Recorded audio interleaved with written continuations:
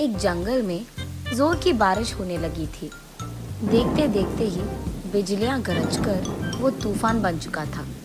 वो देख तोता अपने पति कबूतर से ऐसे कहती है। सुनिए, ये देखकर मुझे तो तूफान की तरह लग रहा है। मेरा मन भी यही कह रहा है कि कुछ बुरा होने वाला है। हम अभी उस पर्वत पे मौजूद जंगल में चले जाते हैं। जैसे ही बारिश रुक जाएगा हम वापस आ जाएंगे। हाँ हाँ, आई है देखो भविष्यवाणी। तुम्हें क्या लगता है मैंने ऐसी बरसात और तूफान नहीं देखा है पहले? ऐसे कई ना आते हैं और जाते हैं। जाओ जाओ, जाके काम करो। मैं जो भी कहूँ आपको मजाक ही लगता है। आप कब सुनते हो मेरी बात? जाओ पहले यहाँ से, जाकर पहले पकोड़े बनाओ। ऐसे तोते की बात को अनसुना कर देता है कबूतर। तभी वहां पहुंचकर कौवा ऐसे कहता है कबूतर से। अरे क्या हुआ जीजू, सारा जंगल बारिश के वजह से ऊपर नीचे हो रहा है और आपके घर में से पकौड़े की सुगंध आ रही है। हाँ हाँ, तुम्हारी बहन यहाँ आकर भविष्यवाणी जो बन गई, मेरे ही भविष्य के बारे में मुझे बता रही थी। इसलिए मैंने सोचा कि खाली रहेगी तो यही बोलेगी, तो काम बोल दिया मैंने। लगता है वही काम कर रही है। अब तुम भी आ गए ना, दो पकौड़े खा कर ही जाओ। अरे हाँ हाँ, जीजू कह रहे हैं तो अभी रुकना ही पड़ेगा ना, खा कर ही जाऊंगा। इतने में गर्मा गर्म पकौड़े लाकर तोता ऐसे कहती है। अरे कौवा भाई, कब आए आप? अभी आया बहन, मैंने सोचा कि तेरे हाथ के पकौड़े खा कर ही जाऊं। अरे रे क्यों नहीं, बिल्कुल खाइए भैया। कौवा पकौड़े खाते हुए। और जीजू बताओ क्या हालचाल? क्या ही होगा, सब ठीक ठाक। वैसे ऐसी बारिश में इतने गर्मा गर्म पकौड़े खाने का मजा ही कुछ और है। कितना स्वादिष्ट है। ऐसे खाते रहता है कबूतर। देखो ना भैया, मैं यहाँ इस बरसात से डर कर कह रही हूँ कि उस पर्वत के जंगल पे चले जाते हैं और ये यहाँ पकौड़े खा रहे हैं। कम से कम आप बोलिए ना। क्यों जीजू, बहन के बात के अनुसार हम भी उस पर्वत के जंगल पर चले जाएं क्या? उसकी बातों को ज्यादा भाव मत दो। हमने ऐसे कितने बरसात देखे हैं, ये तो कुछ भी नहीं है। बात तो सही है जीजू, लेकिन ऐसे कुछ कहने ही वाला था कि वैसे तुमने कुछ देर पहले कहा था कि हम भी उस पर्वत पे चले जाएंगे। मतलब इससे पहले तुम्हारी बहन की तरह डर कर कोई हमारे जंगल से गया है क्या? हाँ बोलो। ऐसे जोर से हंसने लगता है कबूतर। दरअसल वो जीजू जाने के सोच में नहीं, बल्कि बहुत लोग पहले से चले भी गए। अरे रे हाँ, क्या डरपोक है सब, पहले से ही भाग गए। वो डरपोक नहीं, अक्लमंद है। बारिश अगर ज्यादा हुआ तो हम उड़ भी नहीं पाएंगे। अभी कम है तो कम से कम पर्वत वाली जंगल पे कम से कम पहुंच पाएंगे। इसलिए मैं भी कह रही हूँ, लेकिन मेरी बातें तो आपको मजाक लगते हैं। रे रे रहने दो, थोड़ा सा ढील छोड़ दिया तो मुझे सिखाने आ जाती है। बहन की बातों में तो सच है जीजू। यार तुम लोग भी ना। और वैसे अगर उतना ही डर लग रहा है तो तुझे भी जाना था ना। ऐसे कबूतर कौवे से कहता है। ऐसे कैसे कह दिया जीजू, आपको बताए बिना क्या मैंने कभी कुछ कहा या किया? तुम लोग जहाँ हो मैं भी वही रहूंगा ना। ऐसे ही पेड़ पे मौजूद ये तीनों पक्षियां दूर से बरसात को देखते रहते हैं। देखते देखते ही बारिश बहुत बहुत बढ़ जाता है। बिजलियां गरजने लगी जोर जोर से और दिन दहाड़े भी इतना बारिश आ गया था कि सूरज दिख ही नहीं रहा था। और क्योंकि वो पेड़ एक घाट में था, पानी पूरा जमा होने लग गया। इतना भरने लगा कि पेड़ तक पहुंच गया। ये देख कबूतर अपने आप में सोचता है कि जितना उसने सोचा था उतना छोटा बारिश तो नहीं है ये। लेकिन उसे डर था कि अगर बाहर ये कह गया तो उसके बीवी के सामने ये छोटा बन जाएगा। इसीलिए कुछ नहीं कहता है और बस यही सोचता है कि जो होगा देखा जाएगा। कौवा तो अंदर ही अंदर डरने लग गया। कुछ और देर बीत गया तो पानी पेड़ के ऊपर तक आ जाएगा। हे भगवान, मुझे तभी चले जाना था जब मेरे दोस्त बुला रहे थे। मैं जीजू के साथ यहाँ अटक गया। हाय भगवान। ये सोचते हुए वो निराश होकर रो बैठता है।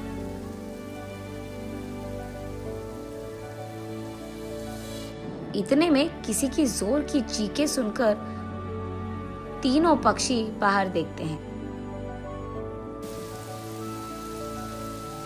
तब वो देखते हैं कि एक गौरैया उसके पति गौरैया के साथ एक नाव लेकर सारे उन पक्षियों को बिठाते हैं जो इन बरसात के कारण घायल हो गए हैं, और उन सबको एक नाव में बिठाकर वो कबूतर और तोते के घर की ओर बढ़ने लगते हैं। तब वो तोते को देखकर ऐसे कहते हैं, हम यहाँ तुम लोगों को बचाने आए हैं। बहुत पक्षियों को अब तक बचाकर हम उन्हें सही सलामत उस पर्वत के जंगल पे छोड़ गए हैं। तुम लोग भी हमारे साथ आओ। ऐसे कहते हैं। ओह, मुझे इसका चेहरा कभी नहीं देखना था, लेकिन देखना पड़ गया। अच्छा। ऐसे कहता है कबूतर गुस्से में। अरे ये सब तो पुरानी बातें हैं जी, इसको छोड़ दीजिए। ये सब होकर बहुत समय बीत गया है। अरे चुप, तुम मुझे क्या समझा रही हो? उसका चेहरा देखना ही पाप है, और उसके नाव में चढ़ना होगा ही नहीं। अब उस सबसे क्या लेना देना जीजू? कुछ देर में लगता है हम सब डूब जाएंगे जीजू। चलेंगे ना उनके साथ। ऐसे कहता है कौवा। देखो, मैं ऐसे कोई ऐरे गहरे से मदद नहीं लूंगा। अगर जाना है तो तुम दोनों चले जाओ, मैं तो यही रहूंगा। ये सुनकर उस कबूतर को अकेले ना छोड़ने के कारण तीनों वहीं रह जाते हैं। ये देख गौरैया को लगता है कि जो लोग पहले नाव में हैं उनको बचाना जरूरी है, इसलिए उनको लेकर वहां से चले जाती है।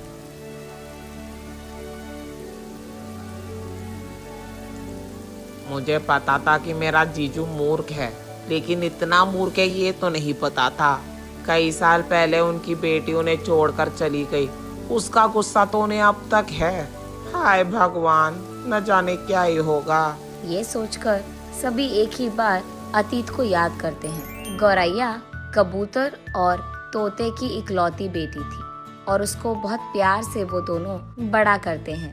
कुछ दिन बाद गौरैया के पास के रिश्तेदार एक कौवे से उसका रिश्ता पक्का होता है, लेकिन गौरैया को ये रिश्ता मंजूर नहीं था। तब वो ऐसे कहती है, पापा, मुझे ये शादी मंजूर नहीं है। मुझे ये शादी नहीं करना है। क्या बचपन से तुम्हारा मर्जी पूछ कर ये सब कर रहा हूँ मैं? चुपचाप जो कह रहा हूँ सुन लो बस। मैंने एक और गौरैया से प्यार किया है। मुझे उसी से शादी करना है। ओह, तो मुझे पूछे बगैर शादी भी करने का फैसला तुमने खुद कर लिया। इतनी बड़ी बन गई तुम। मैंने उनको मेरा वचन दिया है। वचन नहीं निभाऊंगा तो मेरा इज्जत घट जाएगा। तुम्हारे दिल से कई ज्यादा मैंने मेरा इज्जत रखता है, इसलिए चुपचाप मेरी बात सुनकर शादी कर लो उससे। ये कहकर कबूतर वहाँ से गुस्से में चले जाता है। अगले दिन गौरैया वहाँ से चुपचाप भागकर अपने दोस्तों के समक्ष में उसके गौरैया प्यार से शादी कर लेती है। उसके बाद वो अपने पति के साथ अपने माँ बाप का आशीर्वाद लेने घर आती है। मेरी बात ना मानकर मेरे इज्जत को मिट्टी में मिला दिया इसने। इसका चेहरा मुझे कभी नहीं देखना है। आइंदा वो मेरे घर नहीं आ सकती है। ये कहकर कबूतर वहाँ से चले जाता है। उसके बाद वो गौरैया अपने प्यार के साथ पर्वत पे मौजूद जंगल में बच्चों के साथ खुश रहती है। ऐसे वो बारिश में अपने पति के साथ नीचे घाट वाले जंगल में अटके पक्षियों को बचाने नाव लेकर आती है, और ऐसे ही उसके घर तक जाती है।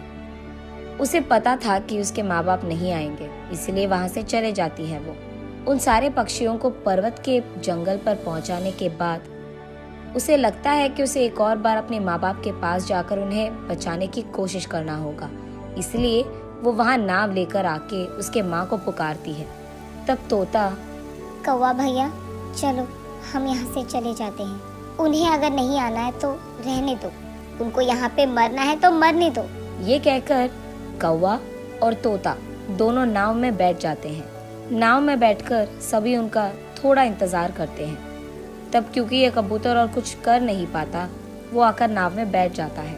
तब वो सब गरजते हुए बरसते हुए उस बारिश में उस पर्वत के जंगल तक पहुंचते हैं। सभी उस गौरैया के घर में जाकर खाना खा के आराम करते हैं।